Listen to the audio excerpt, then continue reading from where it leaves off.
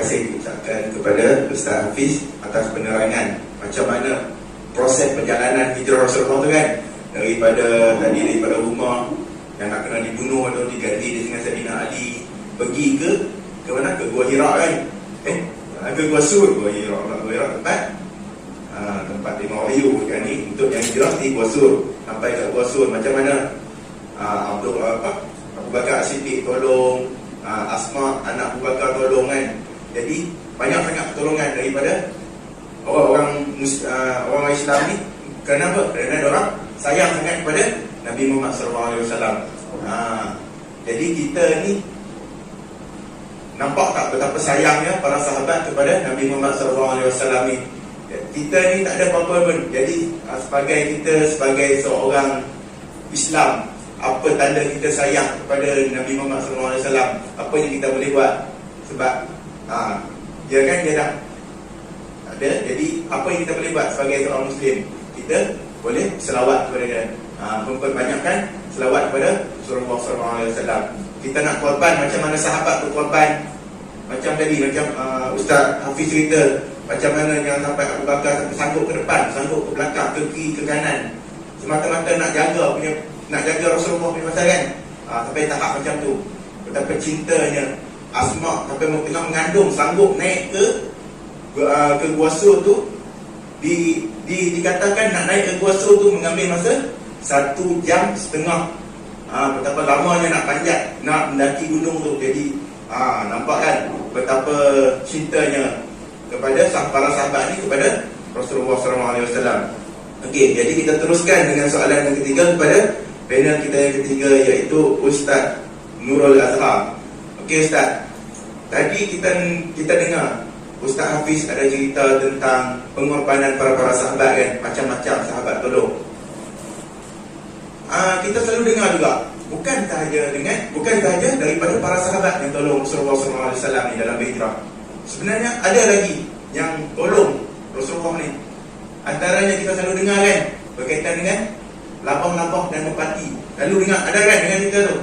Selalu kita dengar lapang-lapang merpati. Apa yang dia orang tolong? Tolong macam mana? Tolong Rasulullah ni berhijrah macam mana tolong tu? Jadi ada yang cakap memang betul, ada lapang-lapang dengan merpati tolong. Ada yang cakap tu macam mana yang kata tu, dia lapang-lapang dengan merpati tu, dia buat sarang dekat pintu gua kan. Ada yang cakap betul, memang ada sarang tu, sarang lapang-lapang tu dengan sarang burung merpati tu. Ada yang cakap tu sekadar andaian dia, kafir Quran dia yang nampak, padahal tak ada benda tu. Jadi saya nak tahu, nak minta Ustaz Nurul Azhar ceritakan yang sebenarnya, macam mana yang dikatakan kisah merpati dan lapang-lapang tu di Gua Sur tu. Boleh Ustaz tolong jelaskan kepada semua ni?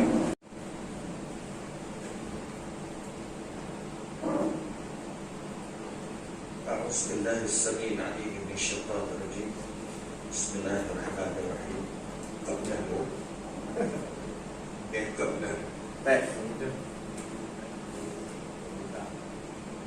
Pertamanya Ustaz, saya nak beritahu apa yang Ustaz tanya dari saya. Soalan tu soalan A. Soalan A. Sebab apa? Sebab jarang sekali dibincangkan tentang perkara ini. Kita selalu dengar, tapi dibincangkan benar ataupun tidak, dan sebagainya dengan cerita yang berkaitan dengan lapang-lapang dan juga burung merpati. Baik. Bismillahirrahmanirrahim. Alhamdulillah rabbil alamin, wassalatu wassalamu ala asyrafil anbiya'i wal mursalin wa ala alihi washabbihi ajma'in. Bila kita sebut tentang peristiwa hijrah, peristiwa ini mengaitkan kita tentang seorang sosok yang begitu penting, malah memberikan syafaat yang kepada kita di kemudian hari. Jadi saya sama-sama menganjurkan kepada pelajar-pelajar untuk sebelum saya nak jawab, sama-sama kita berselawat, boleh? Allahumma salli ala Muhammad, Allahumma salli ala Muhammad. Berkuat sikit boleh? Allahumma salli ala Muhammad. Baik. Di dalam syurga nanti Ustaz, Kata Nabi SAW, siapakah orang yang paling hampir dengan aku? Nabi ni Ustaz, dia duduk dalam syurga. Syurga Jannatul Firdaus, yang first class kan Ustaz. Siapa orang yang paling hampir, siapa jiran tetangga aku, kata Nabi SAW, orang yang paling banyak bersama ke atas baginda Nabi SAW. Jadi kita duduk diam-diam, tak apalah, duduk dalam kurdah, duduk dalam topeng kan, diam-diam kita bersama ke atas dengan besar Nabi Muhammad SAW. Baik Ustaz, tadi kalau tengok Ustaz Zul main daripada Kedah, Ustaz Muhammad orang Sarawak tapi bapaknya orang Kelantan. Ustaz Hafiz, mak bapak orang Kelantannya pun orang Kelantan. Tapi saya special sikit lah. Bapak saya orang Kedah, mak saya orang Sarawak, bini saya orang Kelantan kan. Semua sambung semua. Baik, inilah nak cerita tentang keharmonian.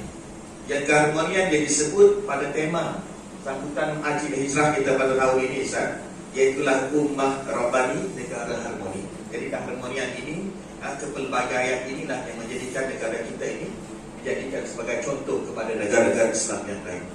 Baik, menjawab dari persoalan tadi Ustaz.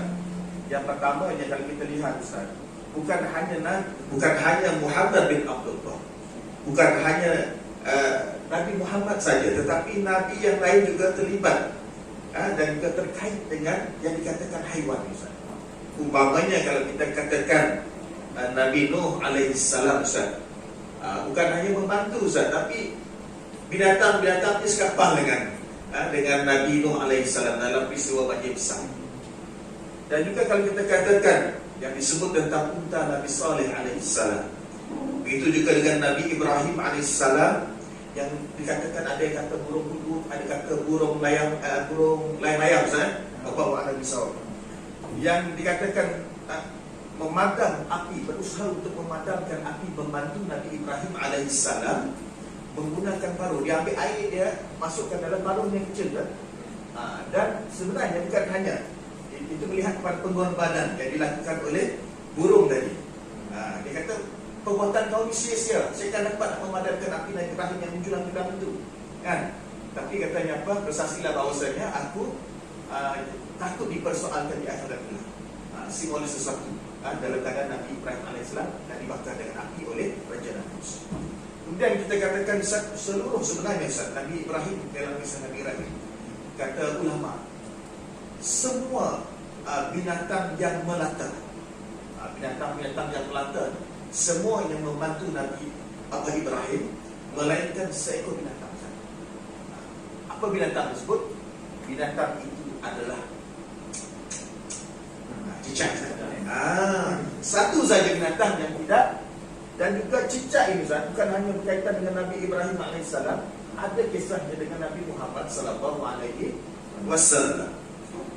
yang mana dikatakan sebagai, dan yang cerita tentang bagaimana cicak tadi yang bukan hanya dia tidak membantu Nabi Ibrahim AS, tetapi dia meniup api unggun yang dibuat oleh Raja Namrus tadi untuk tujuan membesarkan lagi api, memarakkan lagi api. Dan ini didukilkan di dalam tafsir Munir karangan Profesor Dr. Wahbah Zuhaili.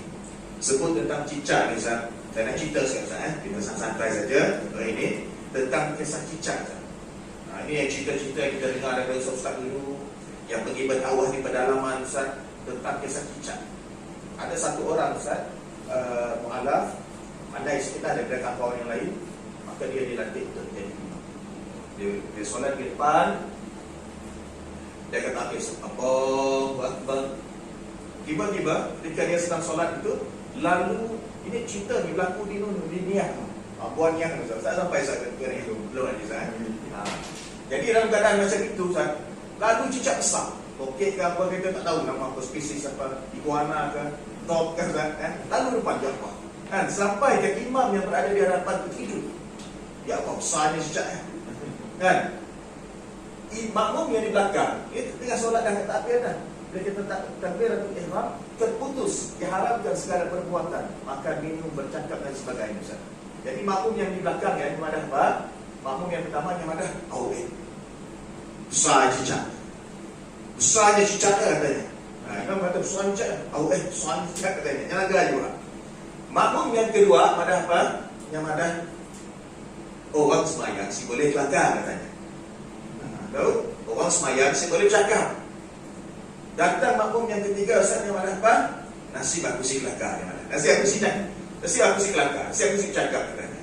Anak cerita ni Ustaz, pentingnya kita ilmu daripada sumber-sumber yang sahih supaya segala perbuatan amalan kita diterima oleh Allah SWT. Baik, ini cerita-cerita. Baik, kemudian kalau kita lihat juga Ustaz, yang dikaitkan dengan cicak ini, apa nama tadi, yang dikaitkan dengan peristiwa hijrah Nabi SAW. Walaupun Ustaz tak sebut tentang cicak kan, saya nak cerita juga Ustaz. Baik, perintah Nabi SAW, kerana itu Nabi SAW memerintahkan untuk satu perintah datang daripada Nabi untuk membunuh cicak. Nabi sendiri suruh bunuh cicak, terutamanya malam Jumaat besok malam orang baca Yasin, baca soal kafi ni bunuh cicak. Tak apalah, lepas tu lah. Okay. Baik, kemudian apa nama tadi yang dikatakan sebagai kerana binatang cicak ini dikatakan dianggap sebagai haiwan perosak dan termasuk di dalam yang disebut sebagai fuaisik maksudnya haiwan perosak. Dan cicak inilah yang mendedahkan persembunyian Nabi SAW di Gua Thur. Kan nanti kita akan balik pada cerita labah-labah, kita akan balik pada cerita Merpati. Dan dah cover cantik dah Ustaz. Datang cicak ni memang Ustaz, memang dia jumpa Nabi dia tak boleh Ustaz. Kan orang kata dia ada serang labah-labah dan sebagainya. Kemudian tiba-tiba cicak ni dia berbunyi tak? Lepas tu orang kata, kalau kita pergi ke rumah orang atau pergi ke satu tempat, kita bagi salam, Assalamualaikum. Assalamualaikum. Oh, Assalamualaikum. Tak ada orang, tapi tiba-tiba cicak berbunyi, maknanya ada orang dalam sana. Itu cerita. Sebab mengambil peristiwa apa yang berlaku pada peristiwa hijrah baginda Nabi SAW di Gua Thur. Baik. Dan juga Ustaz, sebab itu pentingnya kita memahami apa yang disebut sebagai sirah. Sebab apa Ustaz? Kalau kita tengok orang putih Ustaz, orang yang bukan Islam, mereka buat watak adimira Ustaz, engkau, mereka buat Spiderman Ustaz. Spiderman ini dikatakan sebagai haiwan yang membantu baginda Nabi SAW. Tapi datang orang Islam Ustaz, orang yang beragama Islam, di tempat kita lah, kan tempat kita Ustaz, di Afrika Selatan kan. Dia buat satu cerita cicak kumen. Sedangkan cicak kumen ini adalah haiwan yang memusuhi Nabi Ibrahim dan juga memberitahu tempat persembahyan bagi Nabi SAW. Sebab kita kena faham. Nak buat cerita, kita tidak masalah kreativiti Ustaz, tapi kita kena faham tentang sirah baginda Nabi SAW. Baik, bila diceritakan tentang apa yang disebut sebagai soalan Ustaz tadi, iaitu berhubung kait dengan labah-labah yang membuat sarang menutup pintu gua supaya dengan harapan kewujudan baginda Nabi SAW dan juga Sayyidina Abu Bakar As-Siddiq di dalam gua tersebut tidak diketahui oleh seolah-olah macam orang kata ni ada sarang labah-labah tapi tak ada orang lah. Seolah-olah macam itu. Jadi cerita ini Ustaz yang berkenaan dengan labah-labah ni Ustaz, dia ada riwayat telah dinukilkan oleh Imam Ibnu Katsir. Imam Katsir yang diambil hadisnya itu daripada Imam Hasan Al-Basri. Dari kepada Hasan Al-Basri mengatakan bahawasanya Nabi SAW dan Abu Bakar bertolak kedua. Ada hadis ini, mafhum hadis. Manakala kaum Quraisy datang mencari Nabi dan mereka melihat terdapat sarang labah-labah di pintu gua sambil berkata, tiada sesiapa yang memasuki.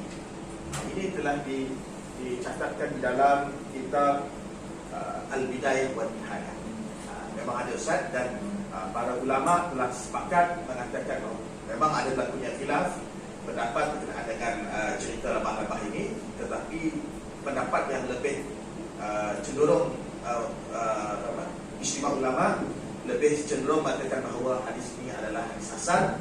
Bila kita katakan hadis hasan, maka cerita ini boleh dianggap sebagai kisah yang benar. Kemudian kita lihat Ustaz kepada apa yang diceritakan tentang sarang burung merpati. Sarang burung merpati ini, apa yang boleh kita katakan ialah ada seorang yang meriwayatkan cerita tersebut. Namanya siapa? Namanya Abu Mus'ab. Abu Mus'ab ataupun Uwain bin Amr. Jadi bila diteliti Ustaz, kita baca tentang hadis ini, periwayat hadis itu, sosoknya itu sangat diambil kira Ustaz, dalam menentukan kategori, dalam menentukan level sesuatu hadis tersebut.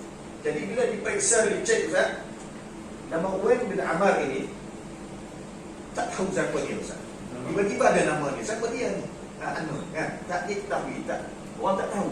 Sebab sifat orang nak meriwayatkan hadis, dia mesti rajin, dia mesti fiqah, dia mesti daya ingatan dia dan kuat dan sebagainya, dan diperakui.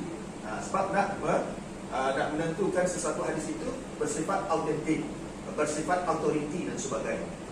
Jadi bila mengambil kira adanya nama Uwain bin Amr itu, bin Amr ini tadi, bin Amr, maka sebagai sebagian besar ulama berpendapat bahawasanya cerita yang berkaitan dengan dan bimbang oleh Uwain bin Amr tadi, cerita tentang burung merpati tadi, ini yang kita ambil daripada Tahqiq Al-Masalih, yang kita perolehi daripada Allahumma shalli ala sayyidina Muhammad, daripada Pejabat Mufti Wilayah Persekutuan, mengatakan bahawasanya cerita ini adalah cerita yang tidak benar. Hadis ini adalah hadis yang cerita merpati ini adalah hadis yang tidak sabit. Hadis itu tak sabit. Yang cerita tentang laba-laba tadi, hadis asal, cerita berkenaan dengan burung merpati tidak sabit. Jadi dan sebenarnya kalau kita tengok kisah Nabi-Nabi yang lain, kita sebenarnya kalau tengok terlalu banyak unsur yang disebut sebagai Israiliyat. Israiliyat ini apa dia? Cerita-cerita yang diada-adakan oleh Bani Israel untuk, utamanya untuk menjaga kepentingan mereka lah, orang-orang Bani Israel ni, dan supaya dilihat sebagai kaum mereka hebat dan sebagainya. Jadi banyak cerita, dan kita berpegang kepada sumber rujukan kita nak menentukan sama ada cerita itu benar atau tidak. Kita kembali kepada Al-Quran dan Sunnah Baginda Nabi Sallallahu Alaihi Wasallam. Cukup dulu Ustaz, Okey, saya pulangkan, saya kembalikan kepada Ustaz. Okay.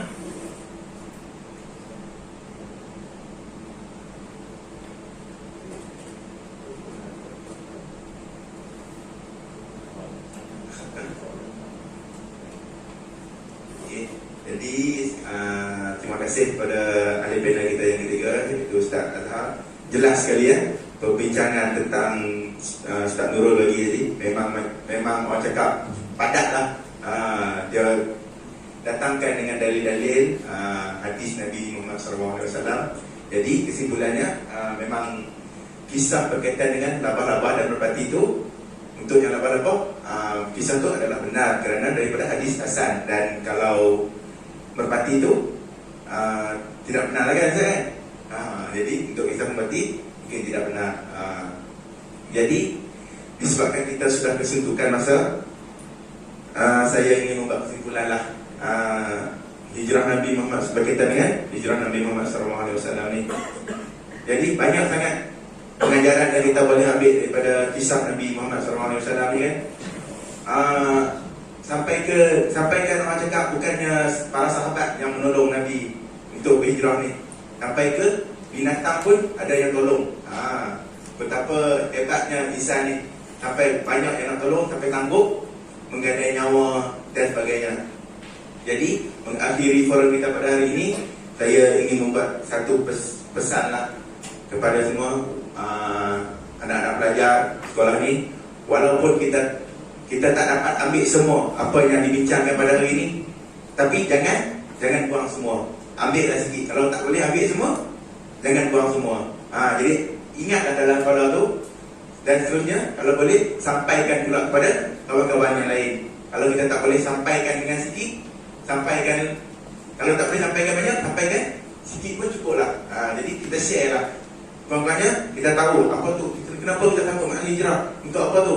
Disebut makna hijrah, tak tahu apa tu makna hijrah. Tak tahulah makna hijrah. Berkaitan dengan apa? Berkaitan dengan Isra Mi'raj ke apa? Berkaitan dengan Nabi apa? Rupanya kita tahu sekarang ni makna hijrah ni berkaitan dengan hijrah Rasulullah SAW daripada Kota Mekah ke Kota Madinah. Jadi sekian saja dari forum kita pada hari ini. Wabillahi taufiq wal hidayah. Assalamualaikum warahmatullahi wabarakatuh.